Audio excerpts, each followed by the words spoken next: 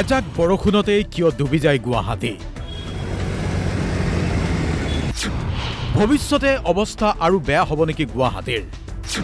কেৱল বৰষুণেই কৃত্ৰিম বানৰ একমাত্ৰ কাৰণ নে গুৱাহাটীত? বৰষুণ নিদিলেও জলমগ্ন হৈ পৰে পাঞ্জাবাৰী জুৰিপাৰ। এদিন পূৰ্বে সেই দৃশ্য দেখিছে আপুনি। গুৱাহাটীত বৰষুণ নিদিয়াৰ পিছতো পাঞ্জাবাৰী জুৰিপাৰৰ পথত পানীয়ে ভৰি পৰিছিল, একাঠু পৰ্যন্ত পানী হৈছিল। এতিয়া প্ৰশ্নটো হৈছে, গুৱাহাটীৰ পানীৰ সমস্যাটো সঁচাকৈয়ে আৰু গভীৰ নেকি? আজি আমি কম 4টা কাৰণ সম্পৰ্কে। বিশেষজ্ঞসকলে বিভিন্ন সময়ত গুৱাহাটীৰ কৃত্ৰিম বান সন্দৰ্ভত অধ্যয়ন কৰিছে আৰু এই অধ্যয়নত পোহৰলৈ অহা 4টা কাৰণ সন্দৰ্ভত আজি কিছু বিশ্লেষণ। প্ৰথম কাৰণ, গুৱাহাটীৰ প্ৰাকৃতিক গঠন। গুৱাহাটীৰ উত্তৰে ব্ৰহ্মপুত্ৰ, দক্ষিণে পাহাৰ। পাহাৰৰ পৰা নামি অহা বৰষুণৰ পানী বিভিন্ন প্ৰাকৃতিক নলা, বিল আৰু ভৰলু নদীৰে ব্ৰহ্মপুত্ৰলৈ বৈ যোৱাৰ প্ৰাকৃতিক ব্যৱস্থা আছিল। কিন্তু এতিয়া এই প্ৰাকৃতিক ব্যৱস্থা কিছু পৰিমাণে বাধাগ্ৰস্ত হৈছে। দ্বিতীয় কাৰণ, গুৱাহাটীৰ প্ৰাকৃতিক পানী ওলাই যোৱাৰ পথ বহু ঠাইত বন্ধ। বিশেষজ্ঞসকলে ক'ব খোজে, যি নলা, খাল, বিল, জলাশয়ে আগেয়ে বৰষুণৰ পানী শোষণ কৰিছিল, সেয়া লাহে লাহে সংকুচিত হৈছে। জলাশয় পুতি পেলোৱা হৈছে। প্ৰাকৃতিক ড্ৰেইনেজ ছিষ্টেমত বেদখল হৈছে। পাহাৰ ধ্বংস হৈছে আৰু অনিয়ন্ত্ৰিতভাৱে নিৰ্মাণ কাৰ্য চলিছে গুৱাহাটীত।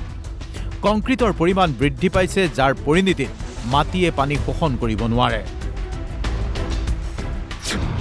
তৃতীয় কাৰণ, গুৱাহাটী ডাঙৰ হৈছে কিন্তু ড্ৰেইনেজ ছিষ্টেম একেই আছে।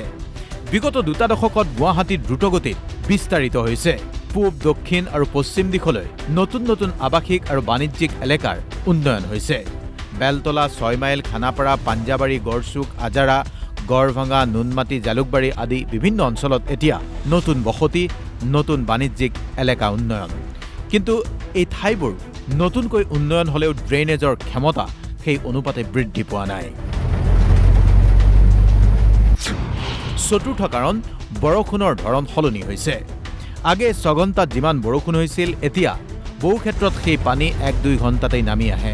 বিশ্বজুৰি জলবায়ু পৰিৱৰ্তনৰ ফলত হাই ইণ্টেন্সিটি শ্বৰ্ট ডিউৰেশ্যন ৰেইনফল বৃদ্ধি পাইছে। প্ৰশ্নটো হ'ল, চৰকাৰে কি কৰিছে?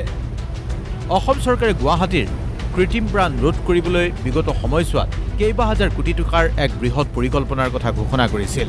ইয়াৰ অধীনত নতুন সমন্বিত ষ্টৰ্ম ৱাটাৰ ড্ৰেইনেজ, নলা ডিচিল্টিং, জলাশয় পুনৰুদ্ধাৰ, আধুনিক পাম্পিং ব্যৱস্থা কথা ঘোষণা কৰিছিল।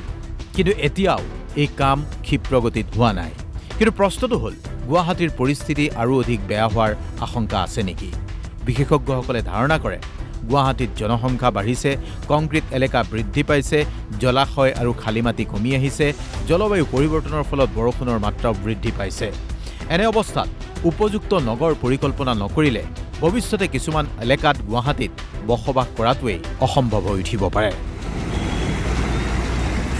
এনে অৱস্থাত বিজ্ঞানভিত্তিক নগৰ পৰিকল্পনা, ড্ৰেইনেজ ছিষ্টেমৰ উন্নয়ন, জলাশয় সংৰক্ষণ আৰু বেদখলমুক্ত নকৰিলে এজাক বৰষুণতেই গুৱাহাটী নৰকতুল্য হৈ পৰাৰ যি ঘটনা, আগন্তুক দিনত সেয়া বৃদ্ধি পোৱাৰ সম্ভাৱনাই সৰহ। Bureau report, DY 365।